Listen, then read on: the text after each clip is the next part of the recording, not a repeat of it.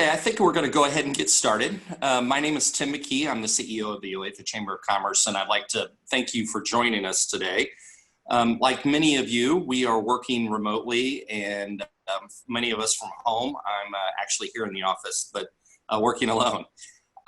We'd like to go ahead and get started. Obviously, we're trying to bring you as much content as we can during this pandemic in regard to information that can help you get through your day and help you and your family get through this very unusual time. Today, we're going to learn a little bit about continuous learning from our basically a K-12 update, what the future of education looks like in the face of COVID-19. And we have two wonderful guests with us today. And I'm going to read off their bios and then turn it over to them. If you have any questions during this call, please feel free to write in any questions and answers portion of this, and we will try and relay that to our two speakers as we move along. So first off, we're going to start with John Allison. John has worked in public education for the past 30 years. Prior to starting Olathe in 2017, he served as the superintendent in the Wichita Public Schools in the Mount Lebanon School District in Pennsylvania. He has also worked as a district administrator in the Grapevine-Colleyville School District in Dallas-Fort Worth area, associate superintendent for education services for the Shawnee Mission School District, and as a middle school and high school building administrator. He began his teaching career in the Spring Hill, Kansas School District as a high school social studies teacher and coach. Allison obtained his Bachelor of Science degree from the University of Kansas and his master's from Emporia State University. He has completed doctorate coursework in education leadership at St. Louis University and at Southwestern College. Our second speaker is Dr. Wayne Burke. He is the superintendent of schools for the Spring Hill School District with a student population of over 3,000 students and over 500 certified and classified personnel.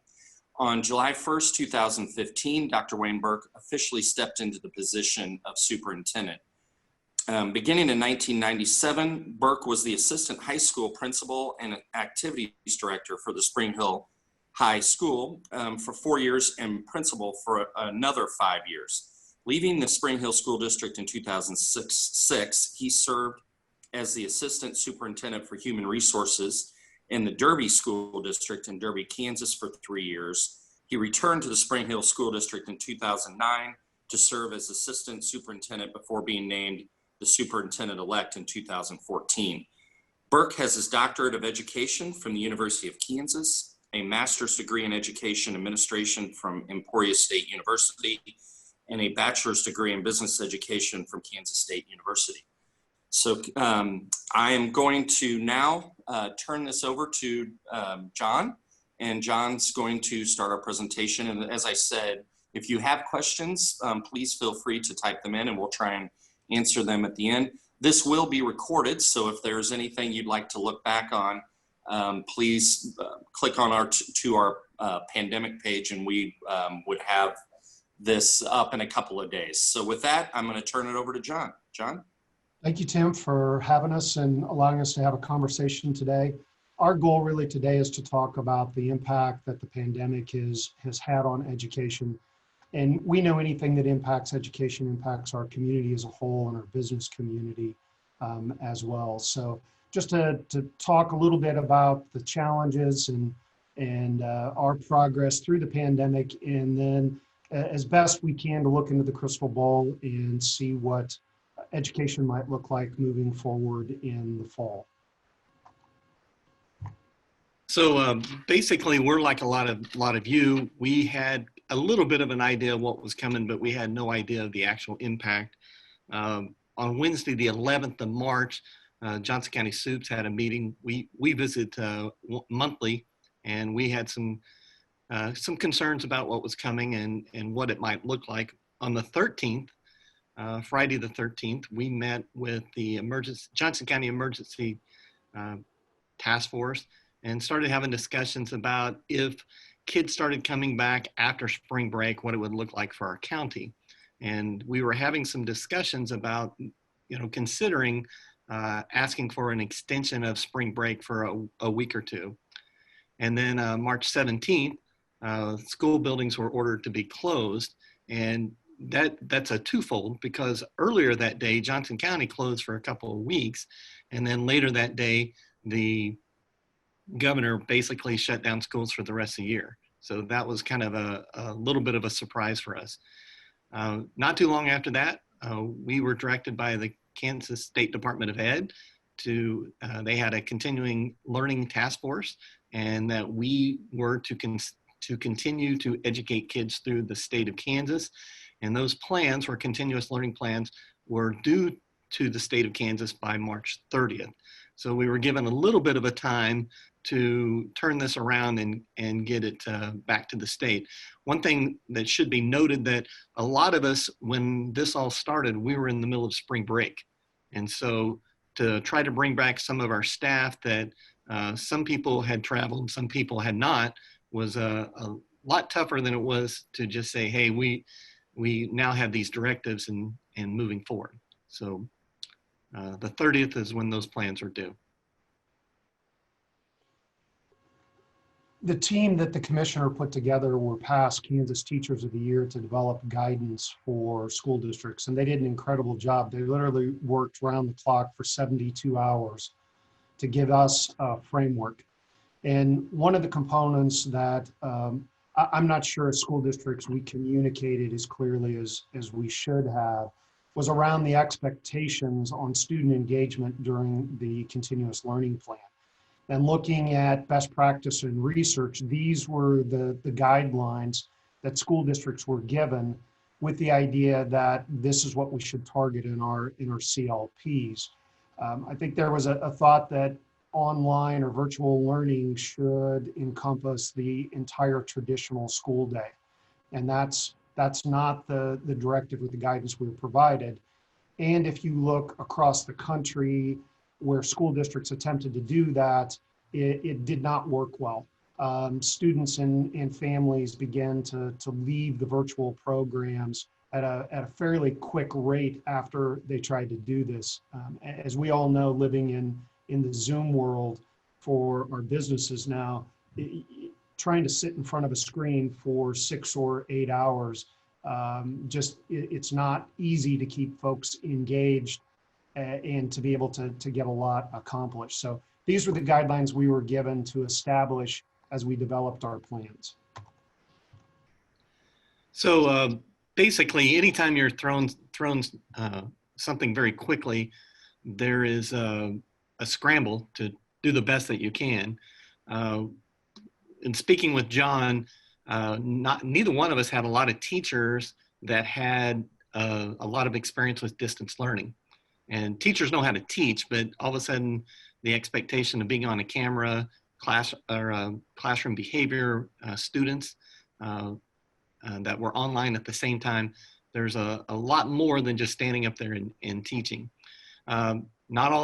We didn't have technology one-to-one for all of our students. And in our district, we have technology, MacBook Airs, one-to-one, 6 through 12, but we did not have those at the elementary level. They had access to it, but we didn't have that. This is kind of a little bit of a sore point in some places, but internet access is not equal to all right now. And there are some places in Spring Hill that have very little or no internet at all. And so, and I'm assuming that's the same way for different parts of Olathe as well. And then we know that there is an incredible amount of pressure on parents, because now not only are parents trying to work from home, but they're trying to help kids with their homework and they're having to supervise them. And then again, communication. I know that some aspects that we were reaching out to parents, and some of the responses that we were getting back is they were in survival mode. Some families had lost jobs. You had some aspects, 1 or 2 people that was trying to do their jobs from home, and now all of a sudden they have the aspect of having kids there all day long. And then the stay home at requirement put additional stress on that, because let's be honest, kids have a lot of energy, and to confine them to the house, and especially if you remember the first or early parts of March, when all this started, we were basically told to stay in the homes. And so again, incredible amount of stress with young people and their ability and the energy to want to get outside. And parents are trying to, in that survival mode, to make sure that they are supporting their families and taking care of their jobs, and at the same time working to help their kids with their homework. And one of the things that both districts did is we went to packets of information for kids. And again, not everybody's created equal. I know there's parts of our district that people wanted a teacher on there full-time, and with that, that direct instruction with the kids, and because they had the internet access, and they had the ability, or they felt like that they could work with their children. Other parts of our district, again, didn't have internet access, may not have the device, and there is an equity issue that's required of all school districts.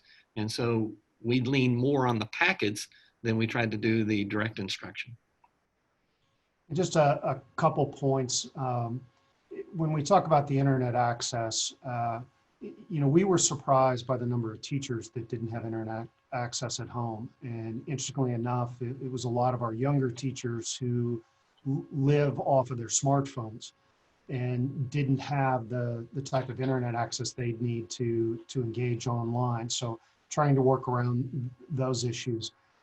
There was also a bit of a misnomer that a number of the internet providers were providing families with free access to the internet, and why they did step up and help us. The time frame for some of those programs was 30 to 45 days. For some of the cable companies providing internet service, that was if you already had their cable service, because they weren't going to send technicians out or into the homes to connect it.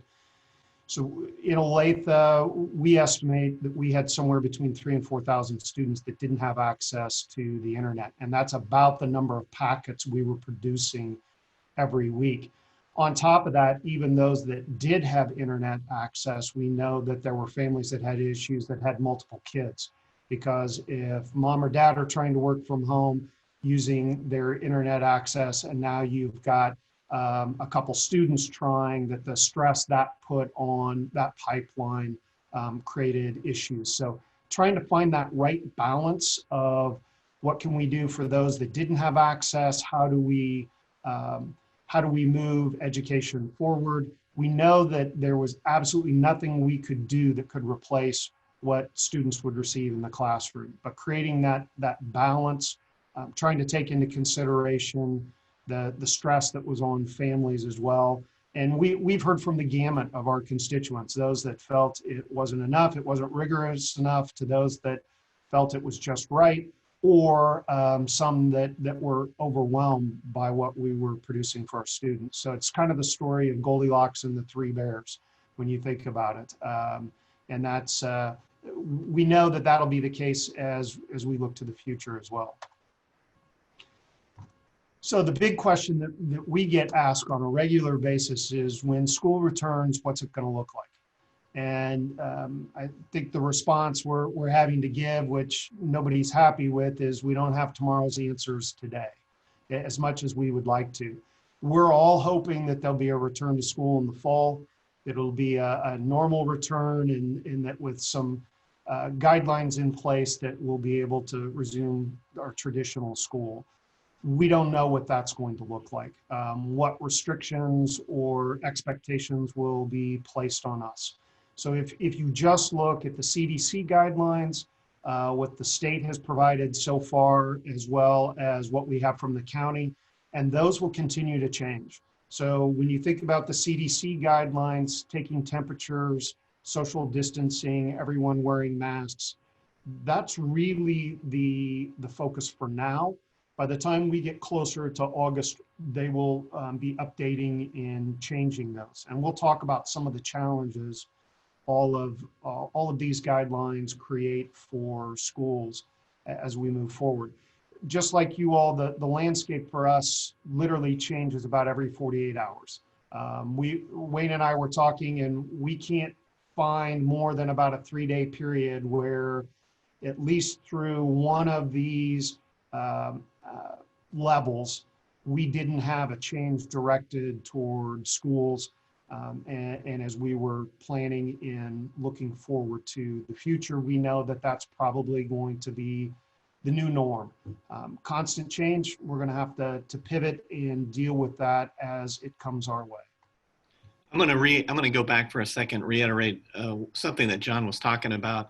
I know it's frustrating. I know that we were ready to get some information about our summer plans and some of our activities, and that was ready to go out. And then we got the change to phase 2.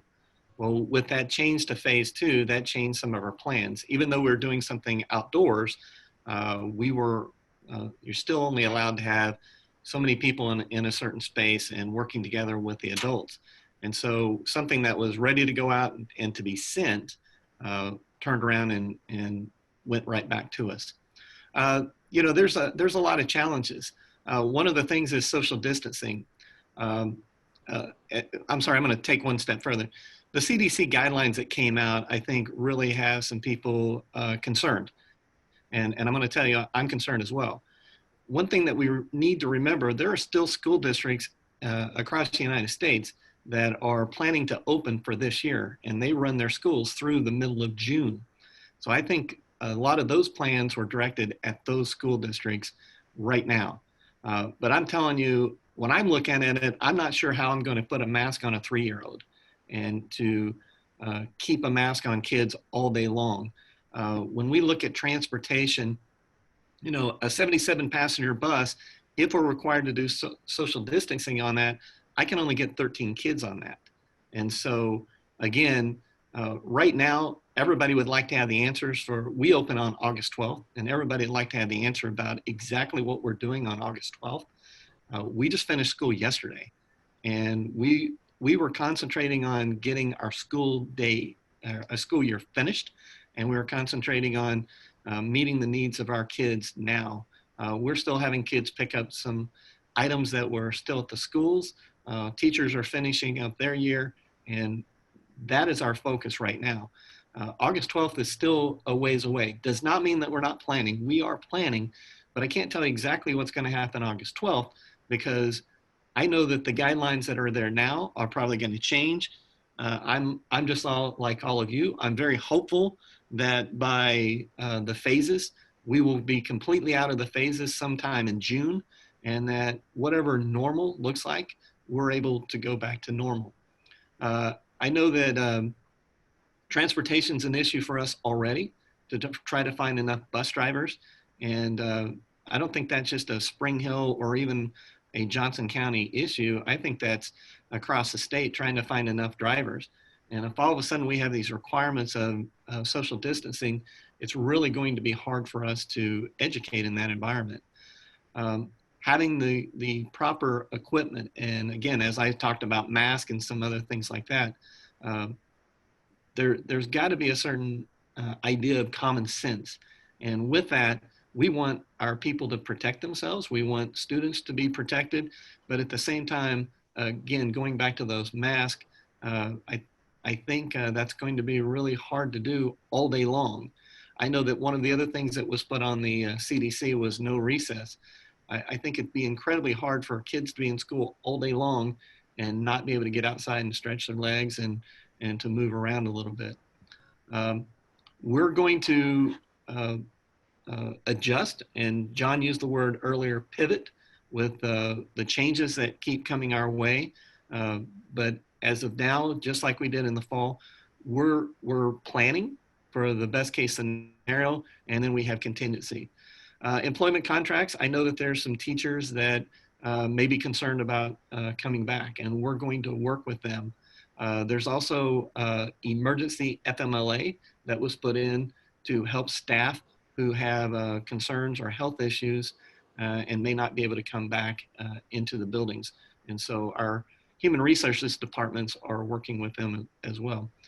Special education, the requirements have not changed at all. And we're going to do our best to meet all federal and state accountability and requirements on that. And in some aspects, we do a better job than other. As you all know, having kids in your building, working with them one-to-one is always better, or in our aspect, our feelings, mostly better than if there's a situation where we're having to do it online. And then again, those staff and student medical issues. Again, I know that there's people on there saying, well, we really need some solid answers right now. I'm going to refer back to what John said. This is changing and evolving. And we have, I know that we have committees that are meeting and coming up with contingencies, but each time we come up with a contingency, that starts going down a rabbit hole because it's what if this happens or what if that happens. So as much as I would love to give out absolutes of this is what we're doing, I don't know that we can do that right now. But again, I'm ever hopeful that school opens fully, all staff and students are able to come back, and we can do that in a safe environment. At the same time, we're planning for contingencies in case that's not possible. One point on the employment contracts, our contracts with our employees, by state law, there are certain elements we have to negotiate with our teachers' organizations, and the calendar, their workday structure is one of those items. So every school district is going to have a contract, master contract with the teachers' organizations, and those are structured around a number of days. So we're required for students to meet a specific number of hours per year. And I know I've heard comments on, well, maybe we'll have to go into school in June to make up hours if we have interruptions or have to have shortened days or whatever that might look like. That's going to be a area that will be difficult for schools because we're going to have to go back to our teachers' organizations and renegotiate those contracts. Going beyond the 180 plus days that on average somewhere between 182 and 190 days that school districts have with their teachers. If you extend the school year, you're either going to have to figure out a way to extend that contract, and that's of course going to have a cost impact. When you think of the PPE, if we're to provide that just for our employees between our school districts alone, that's over 4,500 employees.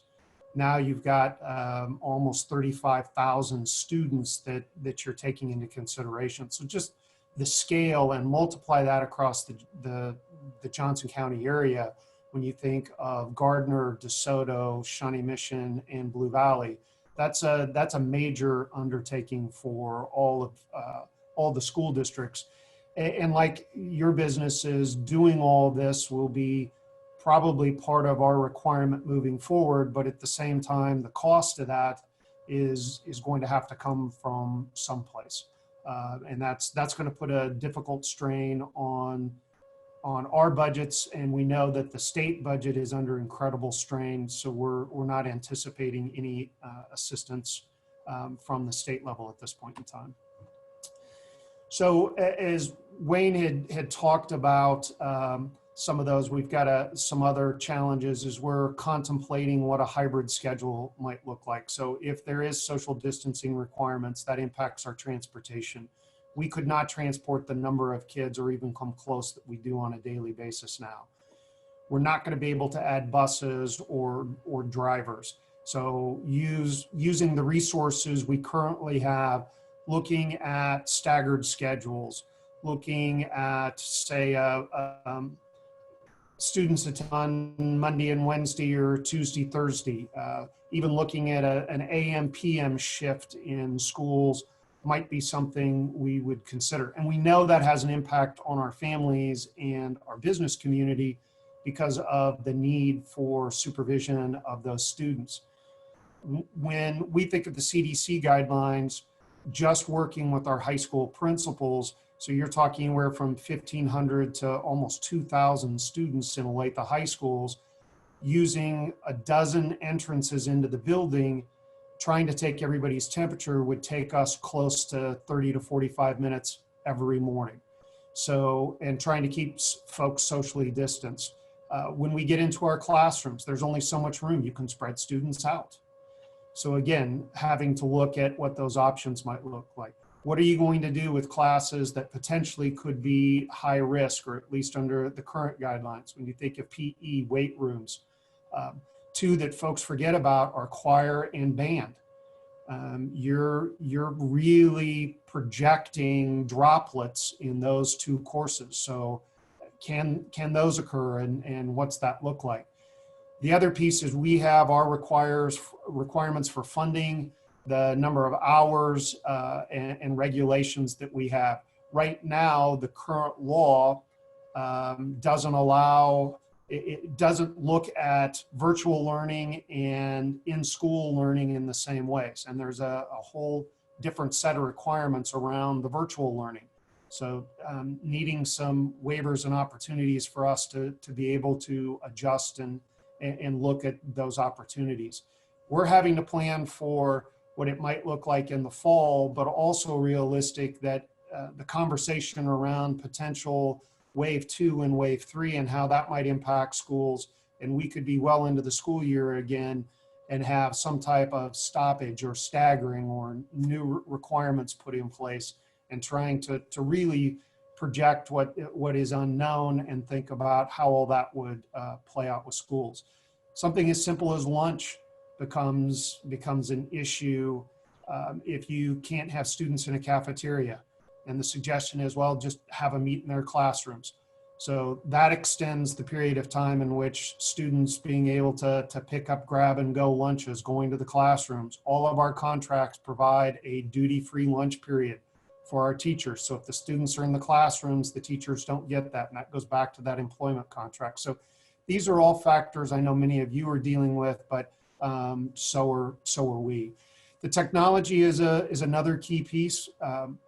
Just like Spring Hill, we were one-to-one at our upper grades, but not at our elementary. So we're moving forward and making some changes. Our middle school currently use iPads. We'll be moving to laptops for our middle school. So we'll have middle school and high school with laptops, and then moving iPads. Right now, we have some classroom sets at about 2-to-1, and we'll be going to 1-to-1. And I know that Dr. Burke is here fairly quickly going to be talking about Spring Hill moving in the same type of direction with the elementary. And I can let him address those plans. The internet is still a major issue for us. How do we do that? Working with a number of partners and internet providers and trying to think ahead, because we know we've got that gap of students that don't have access. So what are we going to do for those students? How do we maybe create access? I know we've been looking at technology to create mobile hotspots with some of the buses that we could park in apartment complexes and others where we know we kind of have a desert of internet connectivity, but that's difficult to do on a large enough scale to be able to provide what we would need if we're really going to do asynchronous learning with our students via technology. So Dr. Burke, anything you want to add there? The only other thing I would throw is challenges. Most of you are keeping pretty close tabs with what's going on in Topeka, and we're not exactly sure where our direction is going to come now. If the governor's executive orders are changed or not allowed to continue through, then I believe that drops to county to make the decisions on the phase in. And again, that is something else that we're going to be watching to and hopefully have some input into as to what that looks like. We mentioned 1-to-1, but that's one of those things that I really need to sit down and visit with my board and make that decision if that's something that we want to do moving forward. And then there's other steps that have to be taken. So sometimes things sound easier and faster than they really are. And there's certain steps and requirements that we have to follow. And so with that, we look forward to whatever the next steps are. But I can tell you, I can't speak for John, but I know that a lot of times people are coming to us for answers, and we would love to be able to give those answers. But right now, we're seeing a lot of changes as well. And with those changes, we just have to adjust and pivot with them when we can. we were very fortunate that our last bond issue included funding for technology. So our one-to-one, we just accelerated about 18 months faster than we needed, but that expense will be close to almost $4 million. So you think of school districts, had we not had that, I don't know that we could have afforded to be able to consider that. So every school district is going to have financial pressure and difficulties when it comes to the technology. You know, the last thing I want to throw out there, and I'm assuming John will agree with me, really appreciate the grace that we were given. So many people of our community reached out to us and said, hey, what can we do to help? And what can we do to support you? And with that, that's always appreciated. And we've got two great communities, or let me restate that, one great community, two great school districts. And we certainly appreciate all the support that we've been given in this time. So we're ready for questions. Hard ones go to Wayne. Absolutely. Gentlemen, thank you so much. So we do have a couple questions to both of you, and it's basically about online and distance learning. I think you answered one on are you currently exploring distance learning curricula for teachers in the fall? Another question to go with that is, if you are forced to do that, do you believe that you can provide the same quality of learning as face-to-face, if you had time to explore that and expand that a little bit better? John, you want it, or?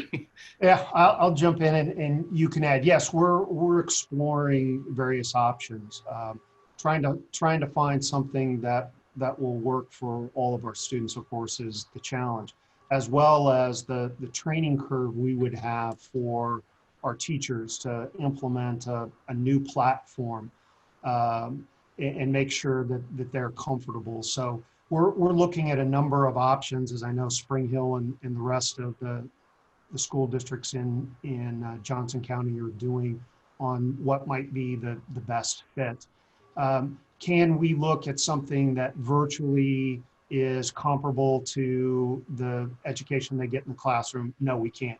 It doesn't matter how good a platform and what work we put into it. It's never going to be equal to what students would receive in the classroom. And virtual learning is different for different students. Some students preferred and thrive under that type of platform. Others do not. Our students that have some instructional challenges, special education, and our English language learners, virtual is much more difficult. It can't meet the needs that we'd be able to in the classroom. So we know it's not comparable. It's not going to be equitable to what they'd receive when they're coming to school. But that's our challenge, is how do we find something that gets us as close as we can, and at the same time is still feasible and viable for us over the next month and a half as we prepare for the next school year. The only thing I would throw into that is to reiterate the staff development. Just like we have different types of learners, we have different types of teachers. And there's some teachers that will embrace the technology and really feel comfortable with it. And there may be some teachers that will need a little bit more training to do that. I have faith that they will do their best with whatever we give them. But with anything, we need to make sure that we're providing the staff development and the training for those people. Absolutely, thank you. And kind of going off that question, and then we're going to go in a different direction. Do you ever see allowing parents to have the option to choose if they're comfortable sending their children in person versus if they want to take that online? Do you ever see that being an option? I think a lot depends. Do we ever see it as an option? Maybe. We have an online school right now, and Insight, that has an elementary and a high school with it, and that's an option that's there already. But you know, if we're talking about 30 kids that want to do that next year, that's a great option. If we're talking about 300 parents that want to do that next year, then we really need to look to see if we can provide something very similar as well. You know, the hard part about it is to move to an online platform such as a virtual school. There are state and federal requirements, and so we would have to make sure that we're meeting those requirements as well. So, John, you want to add anything to that? Yeah, it's definitely a topic of conversation, because I could tell you the emails that I've received just this week run the gamut from, I won't be sending my student to school if you require face masks. That's violating their freedom. If you restrict recess, I won't be sending them. To, I won't be sending my student if there aren't face masks available. So we have that whole gamut, and we know then that we're going to have a number of our parents, for whatever reason, decide that they would prefer a virtual learning component compared to a classroom, at least as we start school. The challenge for us is, as Wayne said, is the numbers. We have a finite amount of staff. So depending on the numbers, would you have enough that you could create a virtual option that meets all the requirements we would have to for virtual? We won't have the ability to go hire staff and create two whole different school systems. So a lot of that's going to depend on numbers, whether we get some latitude in the virtual school regulations.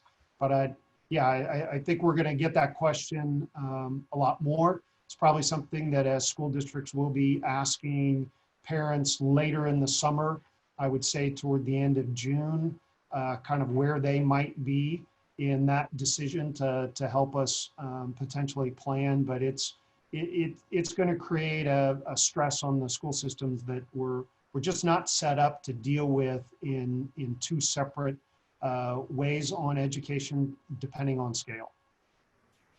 Perfect. Thank you, gentlemen. Okay, this next question. COVID-19 has been devastating to private businesses and municipalities. How is the current pandemic affecting K-12 revenue and expenses? Well, the legislature passed when the order was made to shut down schools and to direct us to provide some type of continuing education effort, that we were to pay all of our employees through May 29th. So that was a requirement for us. Where we've seen costs that were unanticipated, all of us have been providing food programs. Another requirement is that we were to provide, regardless of free and reduced lunch status, from age 1 to 18 meals. And we've all done that. We'll continue to do that through really the end of July. So that's an expense that we hadn't anticipated. The amount of reimbursement we receive as part of the federal lunch program does not cover our costs for the food and the labor. During a normal school year, we have students that are paying and buying, they're buying a la carte items, and that offsets the nutrition services costs. So that's gone up. As we think about our human resources, our leave, our PPE, all those types of things will, of course, be costs for us moving forward. So beginning the new fiscal year, July 1, it'll look different for the school districts. And those things we talked about, technology, staff training, all of those will have to come from our existing budgets that were really unbudgeted as we were preparing for next year. So it'll put a real strain on our budgets, and we're going to have to make decisions on what are some of the things that we're just not going to be able to support and do and provide moving forward. I need to probably throw Spring Hill. We're only able to provide food through the end of June. A lot of those summer feeding programs is based on free and reduced, and still expected to hit a certain requirement.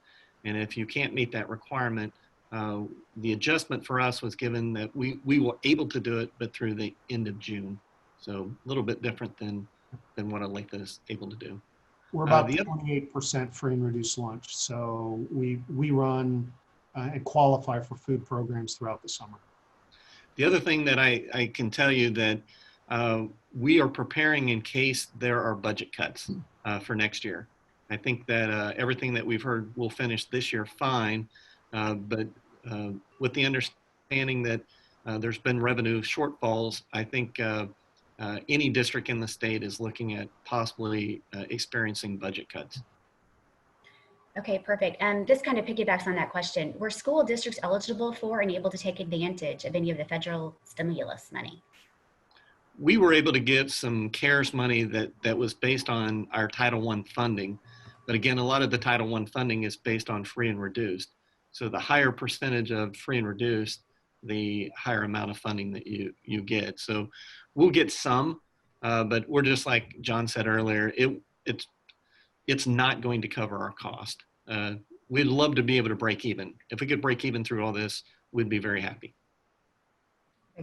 Okay, moving to this summer. What are you guys hearing as far as summer sports, summer school? Do you feel that's something that's going to be able to happen this year, or are you kind of on hold?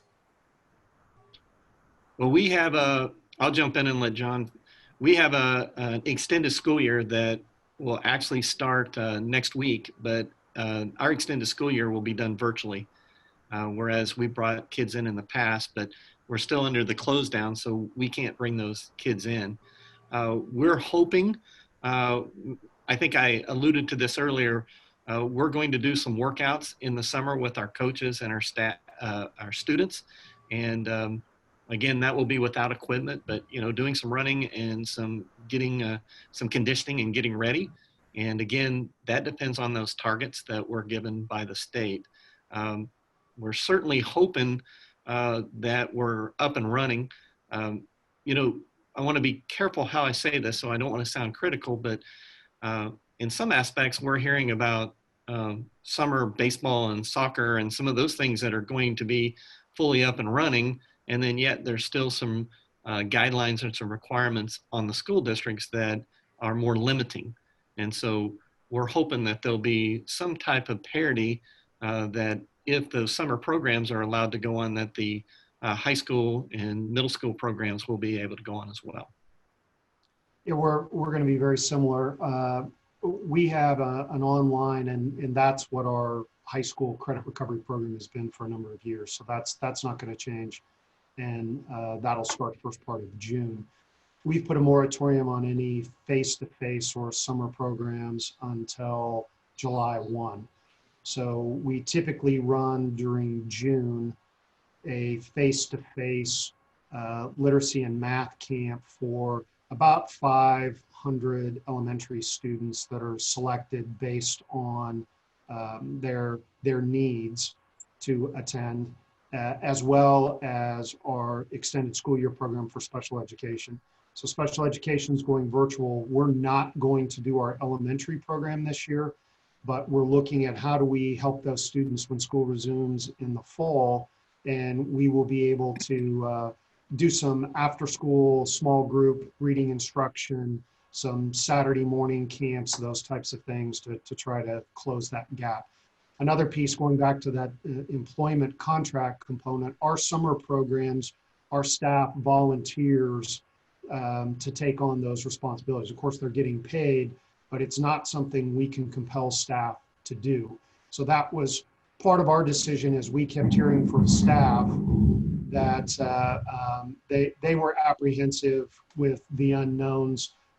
We realized we probably didn't have enough staff to be able to run the programs, even if we wanted to at that point in time. So we picked July, figuring that got us to the phase out time period, gave us some cushion that if it got extended or regulations changed, but it still gave our teams and our activities to meet the CASHA requirements for conditioning and summer camps, still allowed plenty of time to get that done prior to the start of school. So that's what we're doing with our summer programs. Perfect, thank you. Thanks, gentlemen. One question that came in and is about daycare and childcare. And I believe you might have answered it, but one of the questions was, do you see, and I assume this directive comes down from the state, but Will there be enough time given to parents and individuals that are staying at home, the direction on whether or not school will be starting in person or online, just to give them a little time to try to address those childcare issues? How long do you think that that lead time will be? And is it that outside of your control, or is that a state directive? How does that work? It'll be a state or county directive, so we don't really know. We would hope, we'd get more than what we had in March. Childcare was exempt. Licensed daycare was exempt from the governor's orders. So we don't actually run our after-school programs. Each of us work with, whether it's Johnson County Park and Recs or the YMCA or an organization like that utilizes our buildings to provide that service. So right now, I believe both the Y and Johnson County Park and Rec are planning on starting utilizing some of our facilities June 1, because our buildings were closed by executive order through May 29th. So they'll begin that, beginning to lease that space again, starting in June. But how much leeway we're going to have before the start of school, we just don't have any idea. Tim, I want to throw something else in there, though. John and I have both been on meetings with state officials and county officials as well, where we've asked the more notice that we have, the better, so that we can share that with our communities. So we're with you. As early as we know, we can make our plans.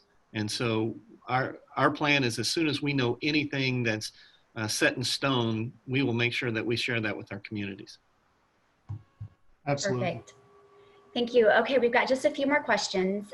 This next one is basically, what can we do to help? Is there anything parents can do? Is there anything churches can do, organizations? What can we do to help you guys during this time? We know this has been challenging for everyone. I would say the first thing is that grace. So many parents have been so good to, understand that, as I was telling you, basically March 13th, we were just hoping to extend spring break a week just to prepare for all the kids that were out traveling. I don't think John or I ever saw that they were going to completely close school for the rest of the year. And so the parents out there that have been so good and to give us grace, that helps. We know there's some people that really felt like we should do more. And I can tell you, we would have liked to have done more, but there's some limitations on that. We're exploring a lot of possibilities. What I want to be careful is, once we start talking about one thing, then it starts going down a rabbit hole. But I'll throw one thing out. Let's say that we can only have so many people in limited amount of people in facilities. I'm sure that we would reach out to our faith-based community and say, is there a way that we could possibly have some classes in your buildings? Again, we still have to be able to staff those classes, and we still have to meet the state requirements. But I mean, that is something that I think's on everybody's think about list.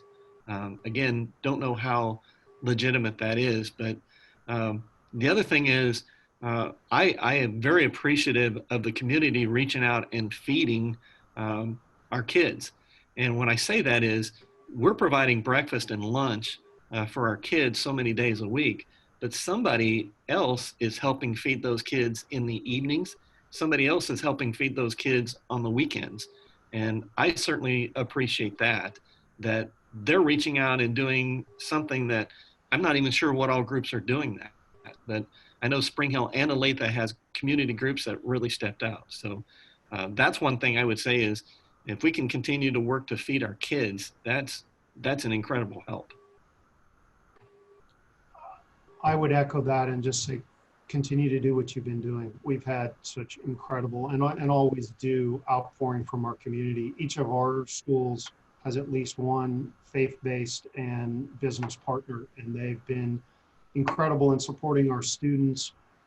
The outreach to seniors, our seniors, this was not the year they had anticipated. And I think of this group, and they were born under 9/11, And now the next major shakeup that we've seen in our world with the pandemic, and graduation looks different, the lack of prom, all those things that are kind of those culminating opportunities and experiences for our seniors. And the support for them has been tremendous. So just keep doing what you're doing, because we greatly appreciate it, and it's what makes our community so special, and really puts our schools at a level that nobody else can touch.